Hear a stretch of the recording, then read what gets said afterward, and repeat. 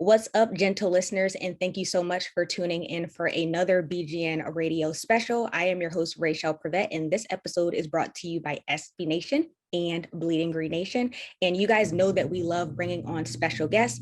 And so on today's episode, I am joined by a Philadelphia Eagles legend and all-pro cornerback in Bobby Taylor. What's up, Bobby? How's it going? How's your week going so far? It's Friday Eve, ready to go into the weekend. What's going on? Rachel, you know what? I still feel like it's Victory Monday, especially with the Eagles being 4-0 right now. So this is like, I know it's Thursday, but it's Victory Monday still for me. So I'm great. Hey, I love to hear that. And we're going to get into the Philadelphia Eagles and the state of them right now. But before we even get into that, I have to mention that you are joining me on behalf of Gen Youth in the NFL Play in Schools program that is set to launch the NFL Play in Schools Coach of the Year Award. And so can you tell us just a little bit more about this program?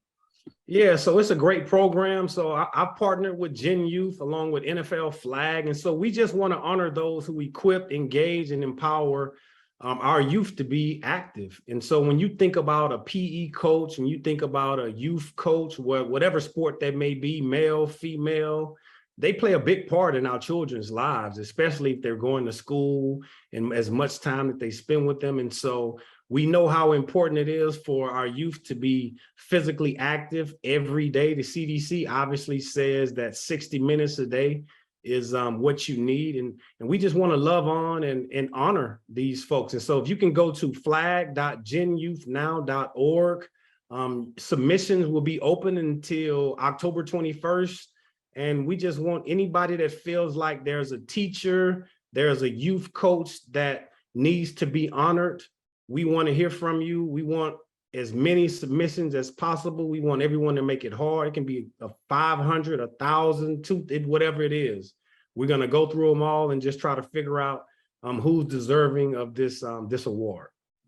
And so I have to ask you, when you reflect on your youth and your childhood, is there a coach or a teacher that you remember having an impact on you in this area? Oh, for sure. I mean, I can think about my high school track and defensive back coach. His name was his name was Coach Jones, Coach Curtis Jones. But then also my track and running back coach, his name was Oscar Wilson. And actually, Coach Wilson is still coaching right now at the high school that I went to high school in Longview, Texas, Longview High. And those two gentlemen, they were more than just coaches. I mean, I spent the night at their homes. I had dinner with their families, and they played a big part in my life. And it wasn't all about sports. It was about, just being a respectable young man, making sure that, I focused on my grades first. Education came first. And so those two gentlemen, they've definitely been a part of my journey, not only athletically, but just overall part of my life. I love that so much. And so, gentle listeners, you heard it here. Make sure you take the time to nominate someone. The Coach of the Year Award is going to honor, like we mentioned, a physical education teacher, a coach, or who strives in the community to make a positive impact on the youth. And so it's so important. I know my coaches had impacts on me as well. And so we love to hear that. But let's get into the Eagles. They're undefeated, the only undefeated in the in the league right now. That is a big deal. What are your overall thoughts on the 4-0 Philadelphia Eagles? I'm loving it. I'm loving it. I mean, like I said, I'm from Texas. I live in Texas. This is cowboy country. I mean, I had the unfortunate to where even when I was playing, there are people in my family that didn't become Eagles fans. They remain Cowboys fans just because the love is so deep. And so for the Eagles to be where they are right now, I'm a big Jalen Hurts fan. The defense is playing phenomenal on every level of the defense. Howie Roseman has done a great job going out there and drafting well. Going out in free agency, bringing in a guy like A.J. Brown from the Titans. And so, the team is doing well. I'm looking forward to them going to Arizona on Sunday to get another victory. And so I know they have to take it one game at a time, and that's definitely how I think as well. But, it's a good place to be 4-0 as opposed to maybe 0-4 or 1-3 or something like that. You already touched on Jalen Hurts. So what have you seen from his development this season compared to last season? Well, I think first and foremost, you can tell from a coaching standpoint, from a franchise standpoint, that they've committed to him. I think that's important, right? I mean, of course, we as players, we have to go out there on the field, make the plays, make sure that we know the offenses and all of those type of things. But I think for them committing to him, right? That's the first thing. I think, he's definitely worked on his touch.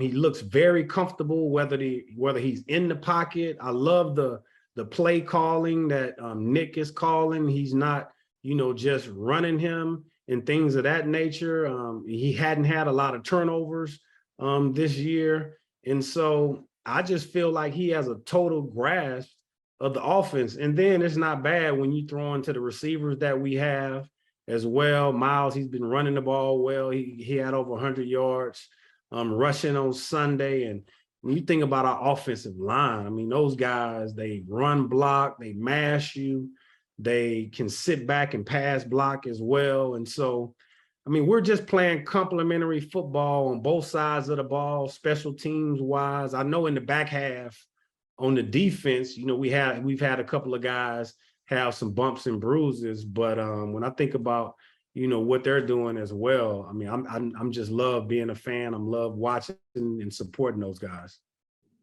You already touched on the defense, so let's stay there. The defensive unit has been feasting this whole season. Like, we know this is the third straight week that they have got an NFC Defensive Player of the Week award. That's huge. We saw what they did to Carson Wentz, and when they played the Commanders, he was sacked 9 times. Like, they forced 5 turnovers when it came to Trevor Lawrence. And when we played the Vikings, Darius Slay completely locked down Justin Jefferson. And so how important is it to be on a defense-led team? You were on some defense-led teams when you played. You played with Brian Dawkins. You played with Hugh Douglas, Troy Vincent. And so can you talk to me about that? Oh, I mean, I'm loving it, right? Because it's like, you see, offense always gets the headlines, right? Because, if it's their offense that's scoring a lot of points, putting up a lot of yards, but I mean, it's okay to get a defense some love. Like, give us some love. Like, they've been getting it, and I'm appreciative of that. And you can just tell watching them from the energy. It kind of reminds when we were playing back there. And you mentioned some of my former teammates, Brian Dawkins, Hugh Douglas, Jeremiah Trotter, Al Harris, Carlos Emmons. I mean, I can go on down the line, and those guys look like they have fun, first and foremost, playing with each other, right? They're cheering for one another when a guy gets an interception or gets a sack. I'm not sure, but I think we're, tops in sacks in the league as well. And so, I mean, when you have that type of talent and they're putting it out there on the field and making those type of plays, I mean, what more can you ask for?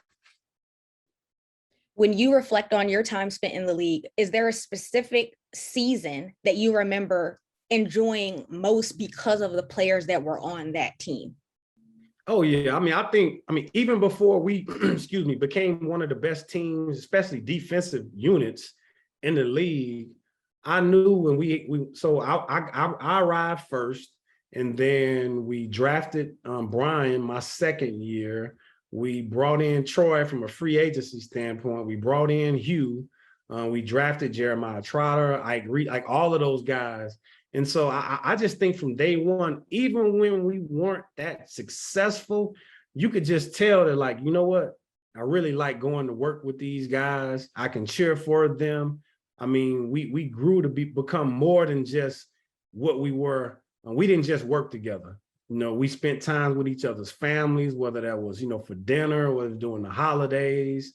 I mean, I can remember so many times going over these guys' house because my family they weren't local, or crashing the kitchen, going in the pantry. And so we had that type of relationship. And not to say that, okay, all units have to have that type of closeness, but I feel like, in my opinion, when you care more just about what's in between the lines, it's easy for you to root for, the guy next to you. And I can definitely see some of that going on within the Eagles right now. And during week 4, there were quite a few Eagles players that got injured, and Darius Slay, Avonte Maddox as well. And so that required some of the younger players to step up, like Zach McPherson, like Josiah Scott. And you have a similar path. I'm familiar, and I know that during your rookie season, Derek Frazier got injured. And so your defensive coordinator pretty much was like, listen, it's go time. It's time to step up to the plate. And so can you talk about having that next man up mentality and how important that is for an individual, but also for the team? Oh, for sure. I mean, you want to have depth at each position just because obviously the season is longer now. You know, guys get hurt at a higher clip. And, you know, just because of all of those things, you need to have quality backups, right? Of course, you want to be able to go in there with your starters week in and week out. But I think it just says a lot about our team when you do have guys that can come in when you have a Darius Slay hurt, and you just mentioned Maddox as well, right? And so it also talks about how on the first and second level of the defense, when you point out the defensive line and the linebackers, where it's like, okay, we got a guy that's hurt, somebody gonna step up. You look at what Hassan Reddick did this past week, and you mentioned him being NFC Player of the Week. I think he got 2 sacks, a couple of fumble recoveries. That's what stepping it up is all about. And when you have that type of depth, I mean, I could just imagine how the practices are, because it not only helps you during game day, but when you have that type of depth, it makes the practices more spirited. It not only helps the defense, but when you're going against the offense, it helps the offense as well, because typically the way things are set up, the first team offense goes up against the backups as far as being like a scout team. But imagine going against a scout team with the guys that we have in our defensive secondary, and they can match up with some of our receivers. That really helps them out, right? Of course, you want to be able to get some rest during the week and things of that nature because seasons are long. But you know, when you're lining up, even in practice, the backup guy, you know, can bring it as well. And I think that's very important to having a successful season. A lot of players don't make it to 10 years in the league. You did. And so what advice would you have to some of these younger players who are striving for longevity in their career in the NFL? Well, I think more importantly, right, there's just more data as far as how to better take care of yourself. When you think about, you know, sports science, nutrition, like all of those types of things. And I know guys are, you know, paying more attention to the things that they're putting in their bodies and things of that nature. And, you know, they have maybe specialized workout programs. And I think it's just a combination of all of that. I mean, because look, we play a physical sport. I mean, there's still bumps and bruises that I feel when I wake up. I know when it's getting ready to rain and all of that type of stuff, just because of the way that my body feels. But, you know, when you can do all of those things to put you in a better position to be available, because that's the most important thing. During your time spent in Philly, what's one thing that you enjoyed most about the city? You know what? I just think just the mix of people, right? You know, it was hard nosed. You know, we got out in the city. I mean, we went places. We were in the restaurants and, you know, all of those. We didn't stay hidden and things of that nature. And so just to be able to experience the culture, I mean, the food. I mean, I know the weather gets kind of sloppy, but coming from a state like Texas, when we pretty much maybe have 1 or 2 seasons to experience all of the different seasons there. I mean, it can get a little hectic at times. And, you know, I had to upgrade my coat game and all of this type of stuff to be able to survive in that type of climate. But I mean, all of those things, I mean, it was just like a big melting pot. I mean, we being so close to New York and traveling and things of that nature as well. But I mean, I love Philly. I mean, I can't wait to get back there this year. Matter of fact, one of my former teammates, Hugh Douglas, he'll be honored, I think, on November 27th. He'll be going, was it the Ring of Honor or something like that? So be able to go and spend time with him and some of the other guys that I played with. I'm really looking forward to that. Okay. I wanted to ask you, when you look at this Eagles roster outside of Jalen Hurts, who's another player on this roster who has stood out to you so far? Man, I would definitely have to say AJ Brown. I mean, I was a fan of his. I didn't know much about him in college, but I mean, since he's been in the league and he was down in Tennessee with the Titans, I mean, he's been a dog. I mean, I would have loved to been able to compete with him to try to make him better, for him to make me better as well. And I'm definitely a big fan of his. And when they made that move, I was like, man, what did like is this really real? Like I thought it was fake. People were contacting me like, man, do you see what the Eagles just did? You see what how we just made happen? I'm like, what? Like is this real? But it's real. I mean, he looks like he's enjoying being in the city. Jalen is doing a great job of getting him the ball and things of that nature. And I'm looking forward to him to continue to have a great season for us and put up big numbers. This is just a light, fun question. What's the most embarrassing moment you remember from when you were playing? Man, embarrassing moment. Yes. You know what? I wouldn't say it was embarrassing, right? But it just talks about like how passionate the Eagles fans are. So I'm not sure how old you are if you can remember Veterans Stadium, but it was a dump, right? And so going to Notre Dame, you're gonna bump into guys that you played with at Notre Dame that you play against. And so we were playing against the Colts, and one of my good friends, Jeff Burris, who plays defensive back at the time. And unfortunately, they beat us. And so we were just kind of talking about some stuff, getting ready to walk to the tunnel. And so we were walking to the tunnel and I'm kind of laughing. Of course, we just lost, but like, this is my man too. You know what I'm saying? And so it was a couple of fans that were probably like 3 feet away from me and I wasn't even really paying attention to them.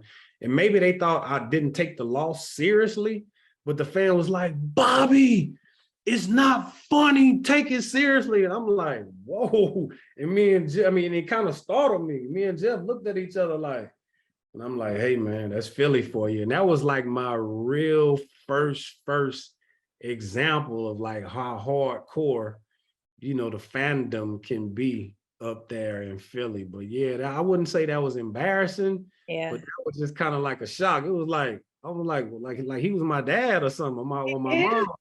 Like, hold on, Playboy. Like, don't put these hands on you. No, I'm just kidding. But Put the hands on you. Oh man. right. They are passionate though, you know. You gotta love it. But once again, you're joining me on behalf of Gen Youth and the NFL Play in Schools program that's set to launch the NFL Play in Schools Coach of the Year Award now through October 21st. Listeners can visit flag.genyouthnow.org to nominate your favorite coaches and PE teachers for the 2022-2023 NFL Flag in Schools Coach of the Year Award. And the winner of this award will, along with 5 runners-up, will be announced by Bobby Taylor on the Gen Youth Instagram at Gen Youth Now. So go and check that out as well. But thank you so much for taking the time to chat with me. I really appreciate it. Thanks for having me. Fly, Eagles, fly. Bye, Eagles, fly.